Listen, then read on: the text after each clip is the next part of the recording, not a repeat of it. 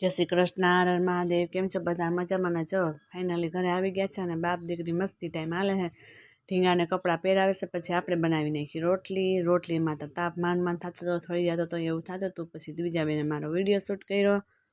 पछी आपणे लोट बांधी पछी रोटली करवा मांड्या। ताप घड़ीक वार सरस थाय, घड़ीक वार ठरी जाय, पछी द्विजा बेने मारो विडियो शूट कर्यो। पछी मारो विडियो शूट तो नकर कोण करे, तो એને તો લોટ જોતો એટલે તમારી સાથે સાથે ઊભી જ હોય એટલે એ વિડીયો શૂટ કરતી હતી ને આપણે બનાવવા પછી રોટલી સરસ મજાની બનાવી આપણે બનાવી લીધી એટલે પોતે રોટલી બનાવવા માંડી એટલે કેવી મજાની જોડ બેસે જો એક એક કરીને નાની નાની રોટલી સરસ મજાની બનાવવા માંડી છે। પછી મેં આ તો આરામ જ હોય એટલે સૂતા છે। પછી આપણે બધી દાળ ભાત શાક રોટલી બધું મગનું શાક ને બધું બનાવી નાખ્યું અને બધા આવે પછી આપણે જમવા બેસી જાવું। ગરમ ગરમ રોટલી છાશ ને બધું આપણું રેડી છે જમવાનું।